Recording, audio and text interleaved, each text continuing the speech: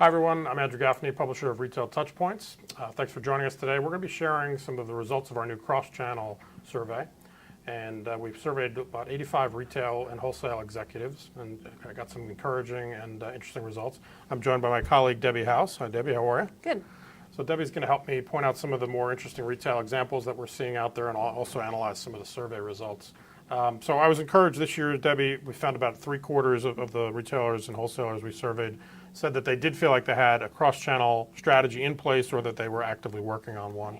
One of the elements of that we hear and talk a lot about is the cross-channel customers tend to be more profitable. And there were some interesting findings this year about the way retailers are measuring and considering what is more profitable. What are some of the ways that you want to consider that impact, whether it be average basket size, gathering different kinds of intelligence. What are you seeing there? What are some of the examples that you would share around that? Yeah, so overall it is encouraging to see so many retailers who are embracing CRM strategies and seeing that it's important. Regarding profitability of cross-channel consumers, again, the smart and successful retailers are realizing that cross-channel shopper is much more profitable than a single-channel shopper. Right. So, and we're seeing, again, a number of examples, such as Kohl's, which has engaged in a complete technology transformation in order to embrace the customer experience and improve that customer experience. And their SVP, Ken Bonning, called it a huge information technology transformation. They're reallocating spending, focusing on technology that specifically address customer and associate-facing information. So they're just a good example of a pretty major department store retailer that is acknowledging the fact that they need to reach out and meet the needs of their cross-channel shoppers. Well, that's a great example, and I think it's not just about the transactional approach of how do we get people to spend more with us, but how you can also operationalize it. And I think that the Kohl's is a great example. Right, exactly. So one of the goals, obviously, though, is to drive customer loyalty of those profitable customer cross-channel customers. And I think one of the percentage was, over 40% are really focused more on loyalty as they start to evaluate and address their customer strategies. What are you seeing there? Who do you think is doing a good job in terms of addressing loyalty and getting at that cross-channel customer? Yeah. I mean, the marketplace is so competitive right now with access to, customers have access to all kinds of information about competitors and brands. And so it's vitally important for retailers to really focus on, maintaining their loyal customers and creating additional loyalty with new customers. So JCPenney is a great example of a company who's really starting to think about their, redefine marketing for themselves. And one of the ways that they're doing that is by integrating mobile technology into the stores for the store associates, but the customers as well. And Kristen Blum, who is their CTO, basically said that their goal is to create a seamless and engaging customer experience. And they're not only focusing on mobile technology to do that, but from the back end also improving merchandising planning, supply chain, and store systems at the same time. So they're really taking an overall view, but with mobile technology as a way to really help to increase that customer satisfaction. That's a great example. So when we talk about the more profitable customers and getting at evaluating who those are, a lot of this is about measuring and being able to get in and analyze and use analytics to really determine what you can learn from that cross-channel customer. So we talked about some big department store type retailers. When you look at things like analytics and how you can drive sales and improve assortments, what are you seeing in terms of innovation there from retailers? Well, Hot Topic comes to mind as a company that is really embracing analytics. And we've seen from our survey that retailers are they're looking at all different types of analytics, from shopper analytics to inventory analytics, across the board, social media analytics. Hot Topic is one that is really looking to hone in on individual purchases, and they're using optimization in order to conduct better market basket analysis and sales velocities so that they're better allocated. One of the things that they really want to focus on is they have 850 stores between Hot Topic and the Torrid stores. Right. And they're looking to create efficiencies using analytics so that they can better staff their stores and, in the end, improve the experience for the cross-channel shoppers. So it has an internal and external impact. Right, exactly. Okay, great. So there are other interesting applications. Like we mentioned, we surveyed both retail and wholesale executives. Mm-hmm. When you look at some of the realities of cross-channel retailing, we saw over 40%, I think, of retailers are now doing buy online, pick up in store. The reverse of that, I think, almost a third are doing, where you can actually order in store and have it shipped to your house. So there are implications of this across, the whole supply chain, where wholesalers are having to change their business model too.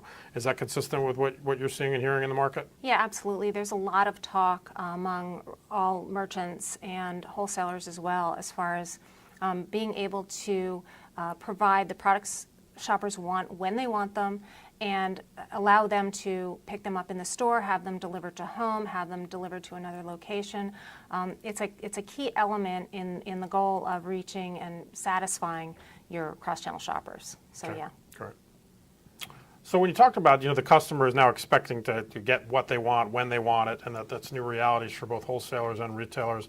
What does that mean in terms of, some of the basics of inventory management from retailers? I mean, how can they be smarter about what some of those cross-channel expectations are? How can they do a better job of serving that customer, giving them what they want when they want? Yeah, I mean, what retailers really need to think about is creating efficiencies from the back end forward. And it's not just about what the shoppers see. They don't see what's going on behind the scenes. And what's going on behind the scenes is vitally important in order to create efficiencies. Talbot's is an example of a retailer that's really focusing on that.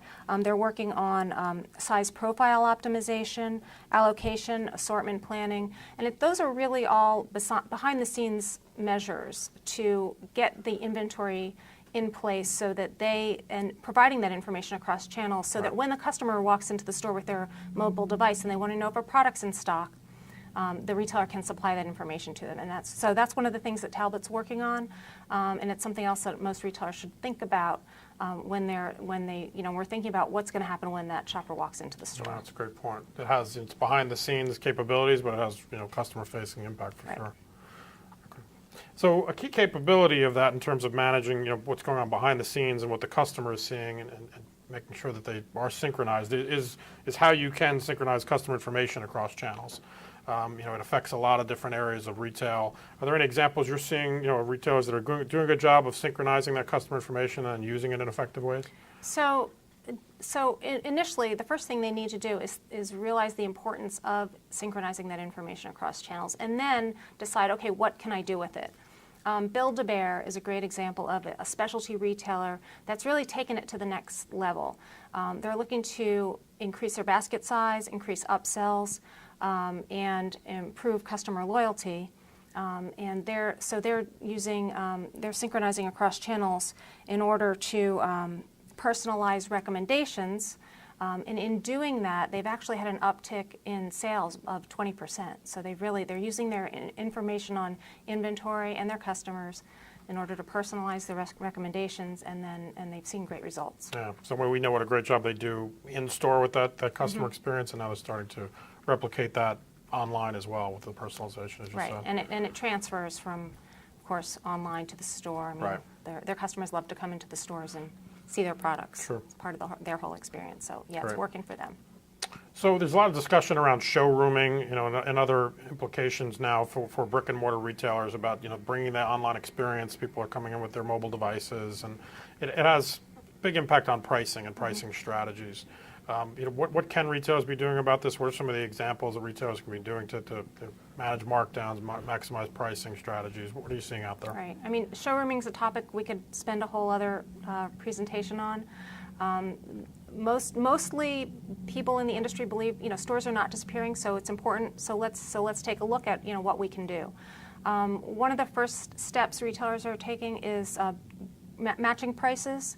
Again, they know their shoppers are coming in with their mobile devices. They know they're comparing prices, so they're matching prices. But in addition to that, they're using optimization solutions such as markdown optimization in order to improve their efficiencies and their service.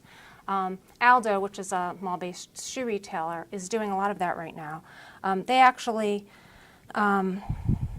they're managing their prices better and facilitating improved assortment and sell-through. So they've actually increased the efficiencies of their markdowns from monthly markdowns to bi-weekly using these optimization solutions, thereby transferring the concept of improving price at the store level. So their shoppers are going to be happier with them because they're getting the prices that they want. Right. And again, through an optimization solution. Great. So the cross-channel study is available this month. The full report is going to be out. Got some really exciting. We only touched on some of the key findings that you'll see in it. Great work on that. Thank you for sharing these examples with us. Thank you. And thank you all for joining us today.